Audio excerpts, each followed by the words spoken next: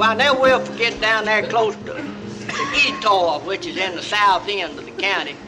That little old flea-bit carnival come through there moving. They's moving from Lufkin to St. Augustine. They cut through there by Etor, and their baboon died. They had a baboon, and they didn't want to slow down, and they just throwed that baboon off in the ditch over there, figuring that the East Texas Hygiene Society, the buzzards, would take care of it. But it laid there, and there's no man lived down the Forks of the River there where the Toyac runs into Angelina. He's coming to town in his wagon, and he's driving along, and he happened to look over there, and he seen that baboon laying over there. Well, he rolled up the team, and he clumb off the wagon there, and he walked over there and looked at it. And he didn't know whether it's dead or not. He got him a pine limb, and he jobbed it a little, and he saw it was deceased. But he didn't know what it was. He had never seen nothing like that in the woods over there in East Texas. So he pushed and he lifted and shoved. He got him 2 poles, and he loaded that baboon on the wagon and went on into Etor. Now, Etor is not a metropolitan area. There's one store at Etor, and it's about 400 feet east of the resume speed sign there in town. And he drove up in front of this. He drove up in front of this store, and of course there was some setters around there, and he said, "Boy," says, "come on out here and see what I got." Said, "If you can name it, you can have it." And, well, all the loafers and the setters come out and looked at this baboon, and nobody knew what it was. One of them said, "Listen," said, "old man Jim Turner's in the store." Said, "If there's a man in the county that know who it is," said, "he's 93 years old," and said, "Jim will know." Said, "Go out there and help him down here, boys," and said, "Let's see what it is." Well, they went in the store, and they got old man Jim. And they hoped him down the steps there on the porch of the store. And he walked out there, and they said, "What air it, Uncle Jim?" Uncle Jim walked around the wagon, and he looked at it. And he straightened up, and he said, "Well, boys," he says, "judging by the shape of its rear," he said, "looking at the slope of its shoulders and the expression on its face," he said, "I believe you've done found an old retired domino player." He said,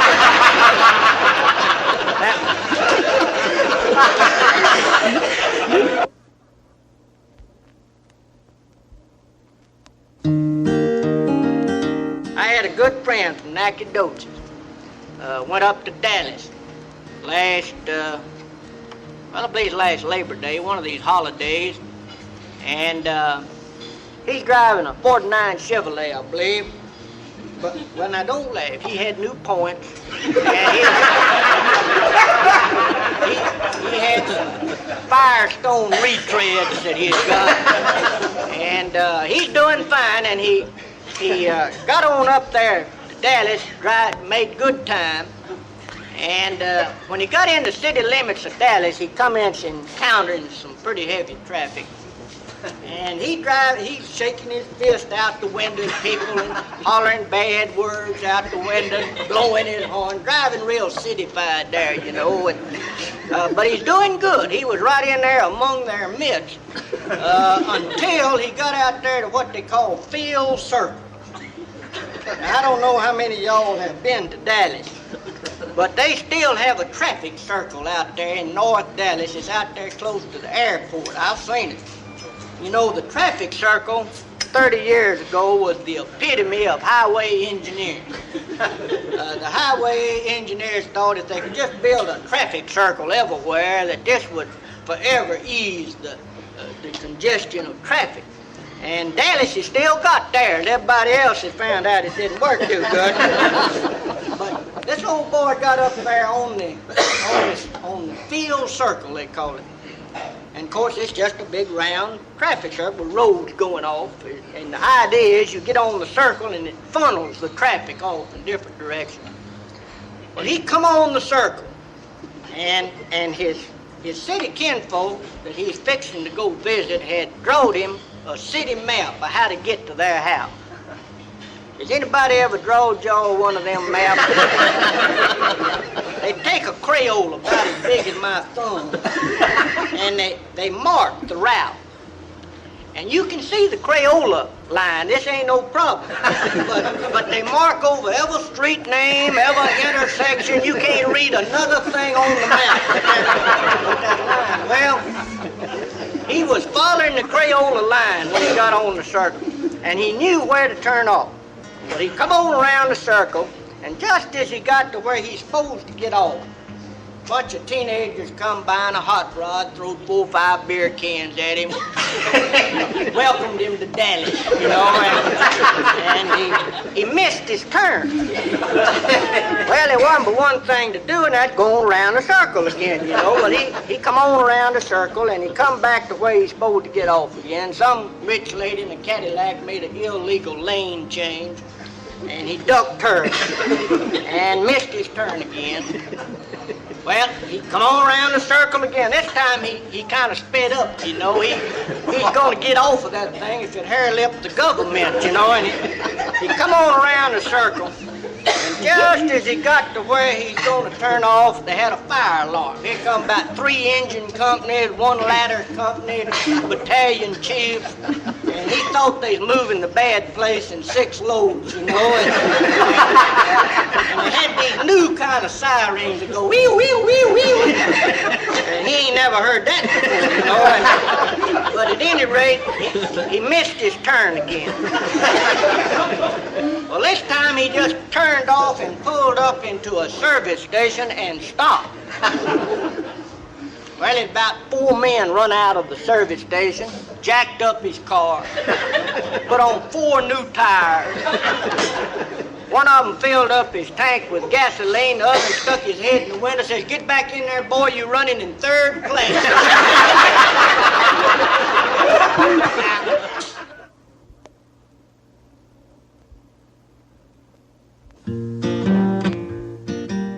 Do y'all have group policies where y'all work? If you do, you better go home and get out your magnifying glass and read your policy.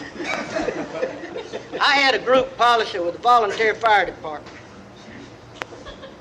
And I never drawed a sick breath for over 20 years. I paid every month, I paid on that thing. Group hospitalization. Finally, last fall, I got a little touch of the flu, and the doctor said, "Well, going up to the hospital, we'll x-ray you and see what your lungs look like and all." I stayed 2 days in the hospital, 2 nights. When I got ready to check out, I throwed my group policy down on this checkout woman's table there, you know. I was fixing to get back some of this premium money, you know. She looked at it. You know, I didn't get a penny. I did not get 1 red cent from that thing. I found out that I didn't get nothing unless the whole group got sick.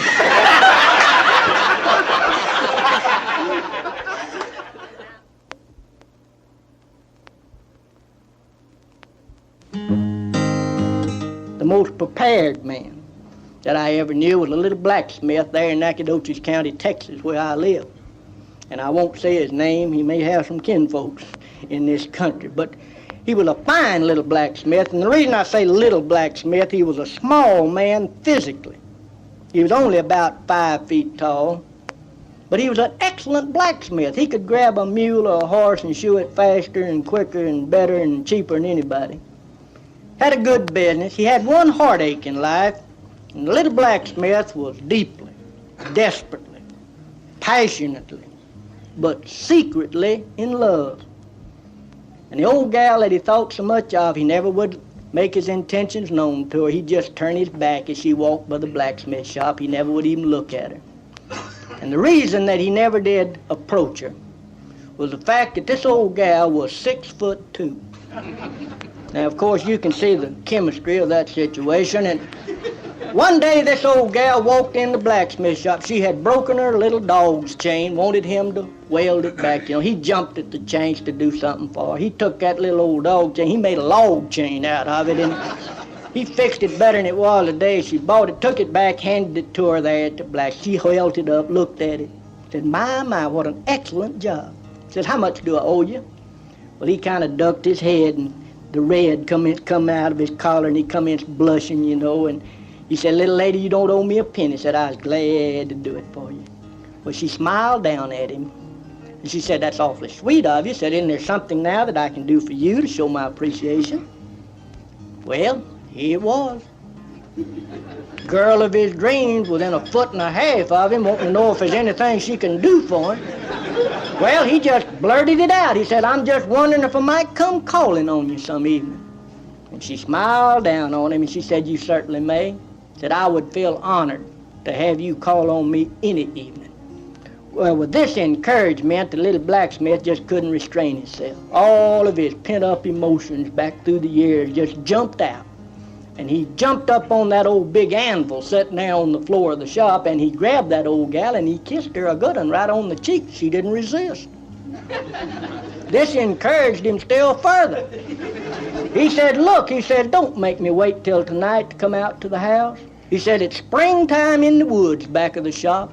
He says, "There's a beautiful little stream of water back there," and he says, "the grass is greening and the trees is leafing." He says, "The wildflowers is blooming and the birds is singing." He said, "Would you take a little walk with me and let me just pour my heart out to you?" And she said, "Well, yes, I will." So they started walking down the meanders of this little East Texas stream of water, and it was a beautiful time of the year, and they finally, about a 1/2 mile or 3/4 of a mile, they came to a little secluded nook there in the woods, and there was a waterfall in the stream, and a rainbow had formed over the waterfall, and the limbs of the trees hung low over the water there. And the wildflowers were a little brighter in hue. And the birds are singing a love song in this particular place. And they paused there in this little glade, and little blacksmith looked up and he said, "How about another kiss?" And she smiled down at him. She said, "No," says, "I think not." Said, "Not on the first date." Well, little blacksmith kind of heaved a sigh, you know. He said, "Well," he said, "if there ain't gonna be any more kissing," he said, "I think I'll set this anvil down." Now, well,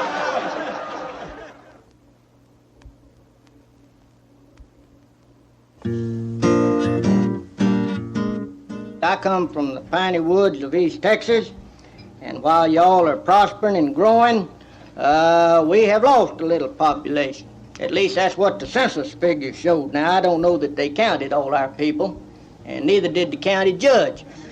Judge Burris wrote the congressman and said that we had been overlooked a few, and they sent some fellers down there to recount. I think they come down from Dallas. And they blowed in there, big-eyeing around, seeing if they had missed anybody. And one of them got way down the south end of the county, down there where the Toyac River runs into the Angelina, and that's pretty rugged country down there. And they was big-eyeing around. They come up on this little old house, knocked on the door. Old lady come to the door, had snuff running out the corners of her mouth there. And she said, "Yes." He said, "Lady, I'm from the federal government." He said, "We're here to take the Federal Census." She said, "The what?" He says, "The census." Well, she said, "What on earth is the census?" Well, the government man smiled, ignorant woman, you know.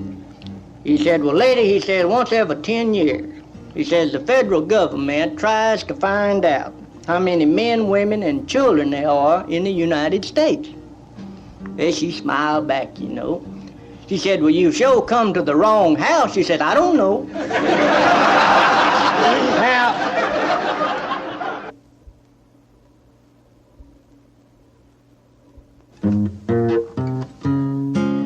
a lot of us like them two cowboys was talking. One of them was telling about a roundup he's on. He said, "You know, it was cold, it was in November." He said, "We bedded down in a dry creek bed." He said, "I had my saddle there," and he said, I laid my tarp down, put a blanket on my tarp, and said, "I just rolled up in this tarp and blanket." He said, "I just snug as a bug in a rug." Said, "I had my arms down my side," and said, "I was real warm." He said, "I went to sleep." He said, "I don't know what time it was, but sometime in the night I heard and felt some movement around my feet." But he said, "I looked down," and said, "The fire still hadn't died down. I could still see," and said, "There's the biggest diamondback rattlesnake I ever saw had coiled around my ankles." Well, he said, I didn't know what to do. He said, I figured if I just lay there real still, maybe it'd go away.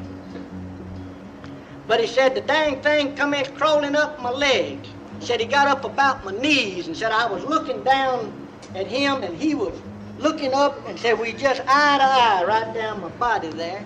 He said, then when I started thinking about getting out of the bedroom, he said, I figured I might work an arm loose and reach back on my saddle, get my old saddle gun and kill that thing. But he said, I figured that if I made any movement at all, that he'd strike. And so he said, I just lay there and said, directly the thing worked on up about my belt buckle. And he says, then I decided that there wasn't but one thing to do, and that was just to kind of get up my momentum. And just unroll right quick. I'd just roll out of the thing. But he said, I knew if I tried that snake might drop down in there, and said I'd be a bit booger 30 times before I could get on my feet. Said finally that thing had worked its way plumb up to where it's about up on my chest. And this other old cowboy asked me, he said, well, John, what did you do? And he said, well, he said, there wasn't nothing I could do. I just went back to sleep.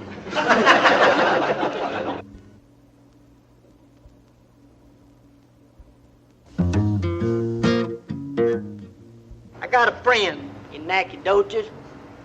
I won't call his name. He may have some kinfolk up here, but he works for the highway department. He gets up about 7:30 in the morning, gets on that yellow truck, and they go out on the highways and they work with their hands. And he does hard, physical, manual labor. I think he's the one that holds the red flag. But at any rate, he does what they tell him to do. Well, you know, these boys take their lunch on the job. There ain't no cafeterias out on the highway. And they all take it mostly in a brown paper sack. Now, all of you at one time or another, I know, have toted a brown paper sack lunch. And you put it in the sack and you fold it over 3 times and you crease it across the top. Now, not 4 times nor twice.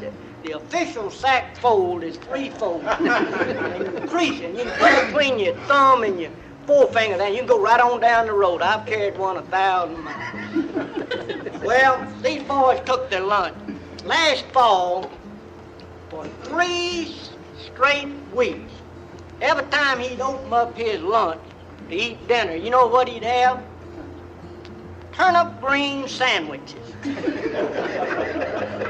Now, I don't know how many of y'all have ate turnip green sandwiches, but let me just say in passing that it don't take long to get a bait of turnip green sandwiches. You can catch up pretty fast on turnip. Well, anyway, about that 3rd week, he said to himself running out that day, he said, today I ain't gonna eat other turnip green sandwiches. And what he decided to do was switch sacks with somebody.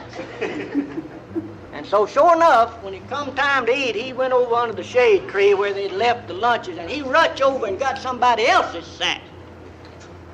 He run down under a culvert there and kind of hunched up over his sack and opened it up to see what he had got. And you know what he got? 8 hickory nuts and a hammer.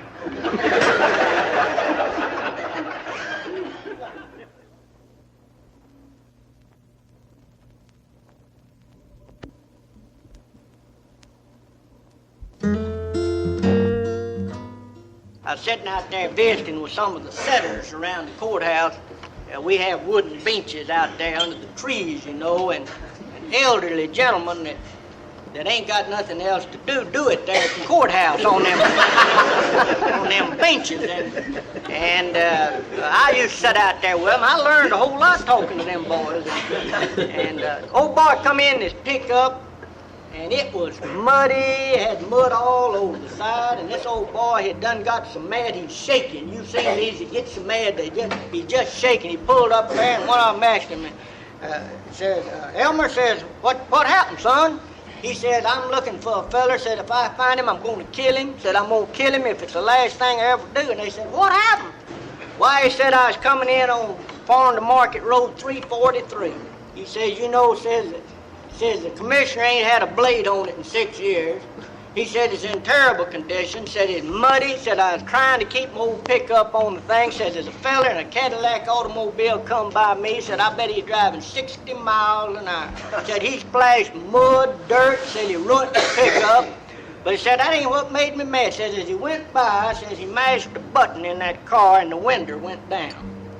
And he hollered at me. He says, "Get out of the road, you East Texas snuff dipping son of a gun." And one of them setters said, "Well, Elmer," says, "why didn't you cuss him back?" Well, he said, "I would have, but my mouth was too full of snuff."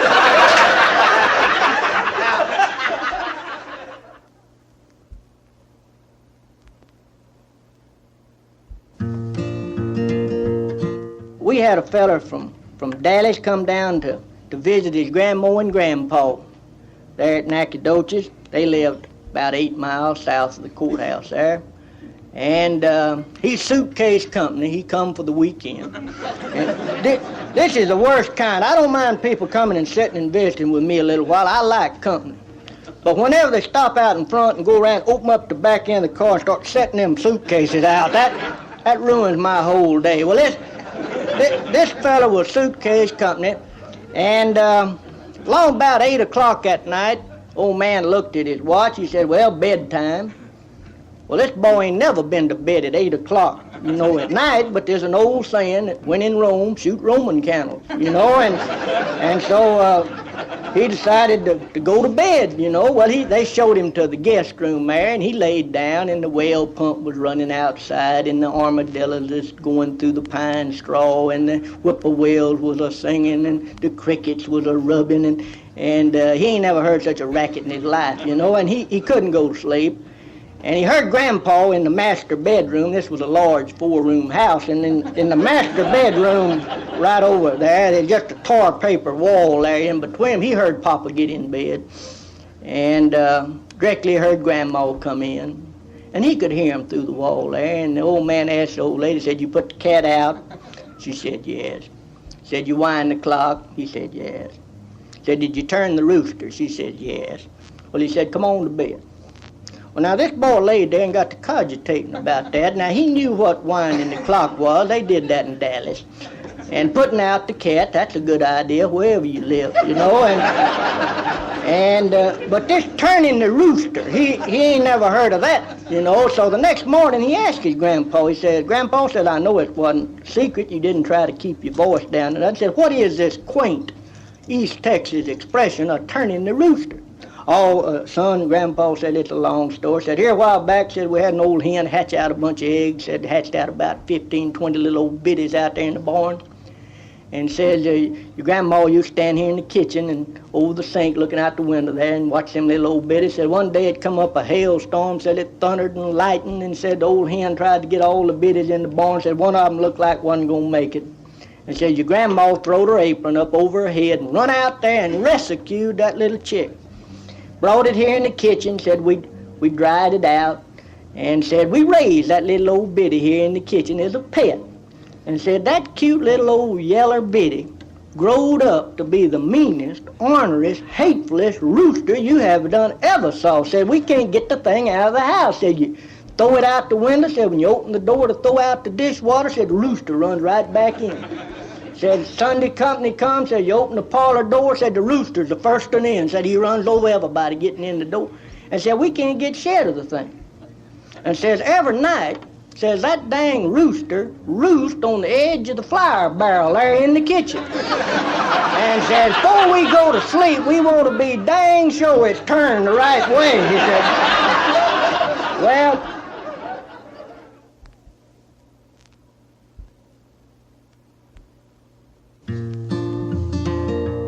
I got to looking around. Do you know that in the United States today," now this ain't what I say, this is what Mr. Kiplinger says. Do y'all know him up here? He knows everything. He lives in Washington. And he'll sell it to you by newsletter. And Kiplinger says in the country today that women spend, get this figure now, if you're taking notes, this is what you want to write down. Women spend in the United States each year 80% of the money spent is spent by women. And I'm confident that they charging the other 20%. I have a high regard. I have a high regard for the ladies, and I certainly ain't going to tell any stories on that. I used to tell these stories. I remember telling one about this old boy over there at home. His name was Smelly. He and his wife was marrying off their daughter. Any of y'all done that? Quite an undertaking. This woman's gonna marry in the First Baptist Church. They done sent out invitations to everybody in the telephone book. They got presents from people they didn't even know. And they'd had seated teas, come and go teas, brunches, lunches, showers. It was the leading social event of the season. The night before the wedding, old Dad sitting there in the den there at the home, watching television, broke. Women had done spent all his money on the wedding. He's watching Gunsmoke there, enjoying himself. Well, the daughter walked in the den where he's seated, come over to him, done something she hadn't done since she's just a small child. She got up in his lap, and she put her arms around him, and she said, "Daddy, tomorrow's my wedding day." And he said, "Yes, darling, and your mother and I are so proud for you." Well, she said, "Daddy, you're the only one I can talk to," and said, "I just want to tell you that I can't go through with it." Well, he cut off Gunsmoke right.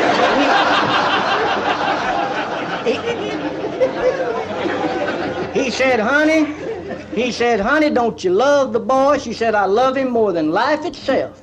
But she said, "I can't marry him." Well, he said, "Why can't you marry him?"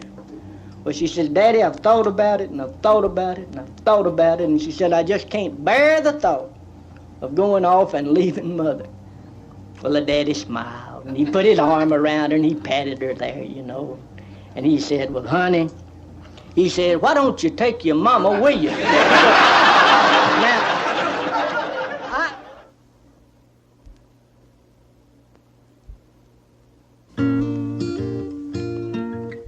I saw something I hadn't seen in, I guess 30 years.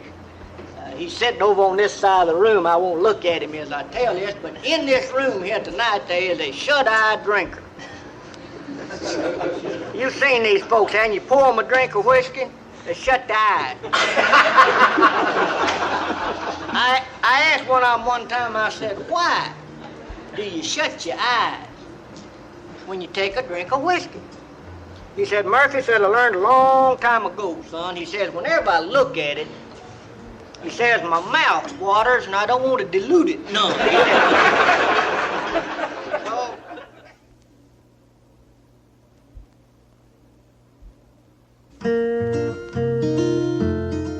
we had a jury trial about 3 weeks ago down at the courthouse, called in about 75, 80 men and women, serve on the jury. I'm sure most of you have been called for jury duty, right? Most of you have lied out of it. But at any rate, you had the opportunity to serve if you wanted to. Well, you know, the lawyers get up and question the prospective juror. We ask them questions about where do you live, what is your occupation, profession, or employment, whom did you marry, how many children do you have, what church do you attend, what social organizations, civic clubs, lodges, or fraternities are you a member? Bunch of questions that ain't got a thing on earth to do with your qualification to sit on a jury. But you see, we get paid by the hour. And we go into these things. Sometimes it takes days to pick the jury, you know. Well, this first lawyer got up, he looked the prospects over sitting out there, and he go right on the front row center. A little old hatchet-faced woman sitting there had her arms crossed across her chest, stern look on her face. And you could just tell from looking that this girl had done come to serve on the jury. She was ready to do her duty for the state and the county. Well, this lawyer started out with her. He said, "Little lady," said, "let me first inquire of you if you happen to know the other attorney in this case, that he's the gentleman seated at the other table over there." She looks, she says, "Yes, I know him." Said, "He's a crook." Well, this lawyer paused. He's glad to get his adversary identified there. That's about it. He said, thank you. He said, now in fairness, little lady, said, of course I'll have to ask you if you happen to know me. Said, I represent the other gentleman seated at the other table over there. She said, yes, I know you. Says, you're a crook. Well, the old judge banged his little mallet, you know. He said, order in the court. Said, let's have order. Said, both attorneys. Said, I'd like to see both lawyers here at the judge's bench. Well, now, when the judge says approach the bench, you go. This is an order from the king, you know. And both lawyers come up in front of the old judge, been on the bench there 28 years, loved, respected, admired by everybody, up for re-election. He got them lawyers up there in front of him and leaned over and whispered to them where couldn't nobody else hear, you know. He said, if either one of you lawyers ask that woman if she knows me, he said, I'm going to hold in contempt of court.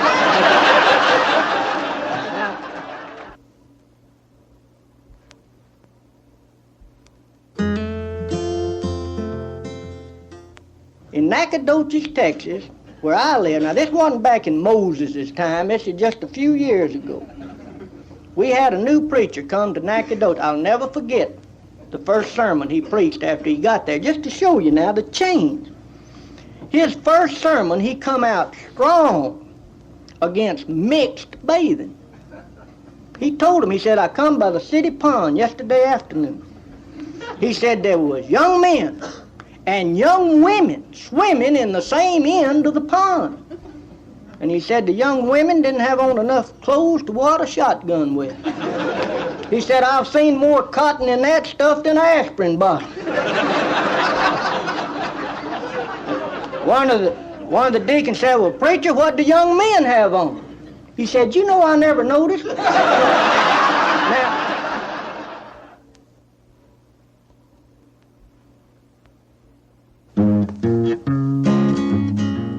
I feel a little bit like old man Jim Trimble there at home. I heard about him and his wife one time going down the Sandy Road visiting. We still visit East Texas. We get in the car, pick up, go down, visit our neighbors, sit and talk, you know. And old Jim and his wife had gone down to visit the Johnsons down there, about 4 miles below their house, and they'd sit there and visited on the gallery all evening.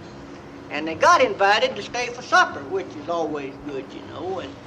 And they'd ate supper, and the sun had set, it's done got dark, and they come in saying their goodbyes, you know. And Jim had done walked on off, and of course it takes women longer to say goodbye than it does men. Have y'all noticed that? And the old lady was still in the house saying goodbye, you know, and Jim had done walked out and got in the pickup. And he tapped the horn a time or two, you know. And finally the old lady come and got in, and they started home.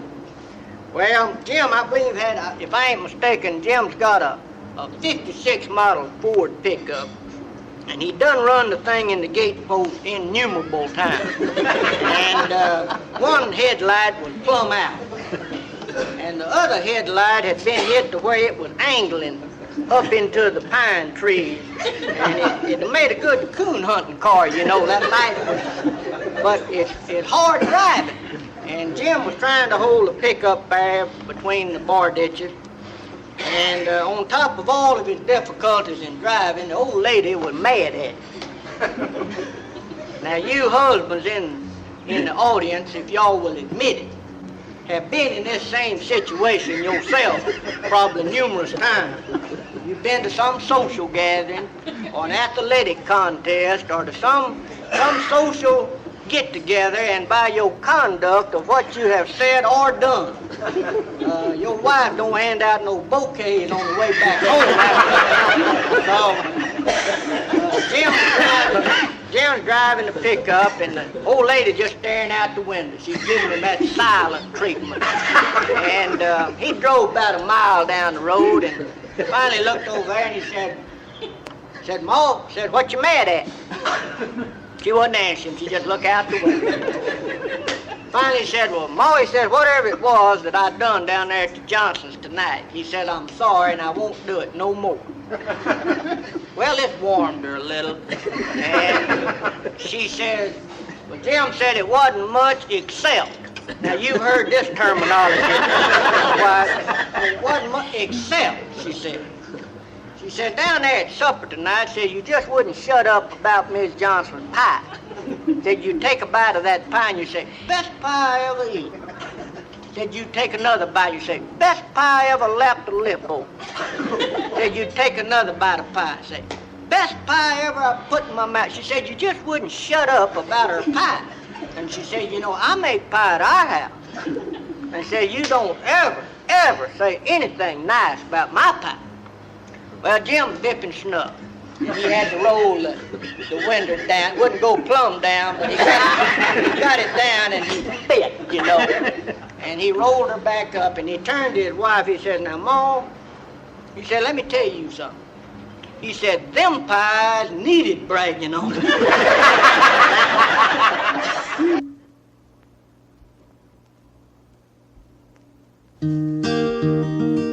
Over in our country, in East Texas, of course, we have rain pretty often over there, and we have some real chunk movers sometimes, and I brag about it. I get out here in West Texas and do a little bragging about our rain, and I found out that you can't out-brag folks in West Texas. I was down here, well, it's kind of in the hill country around Llano down there, and I was telling them about a big rain we'd had. I told them, I said, it rained my bed on my pickup, plumb full of water. And they said, well, that's pretty big rain. I said, yeah, and the tailgate was down at the time. So I got away with everybody laughed a little, you know. But after the meeting was over, there's an old rancher come up to me outside the place there, and he had his hat pulled. He had that East Texas pull on his hat right over his eyes, you know, and he's kind of looking up over that hat. He said, that's a pretty good rain you had over there in East Texas, Mr. Murphy. I said, yeah, it's a dandy. He said, we had one of them out here last year. I said, is that right? He said, yeah, I live on the Llano River. Said, it rained here all night one night, and said, I got in a pickup and drove down the bottom next morning to see how the river was doing. Said, you know, that river done got so high you could see under.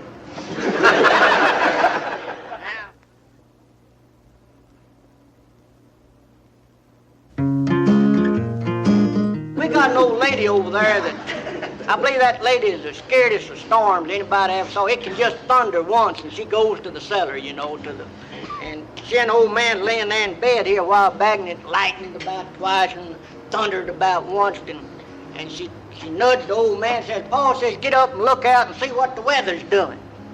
But the old man's dead asleep, you know. He got up and he stumbled toward the window. Well, he got in the kitchen instead. And instead of opening up the shutters to the windows, he opened up the doors to the safe in there, the cupboard, you know.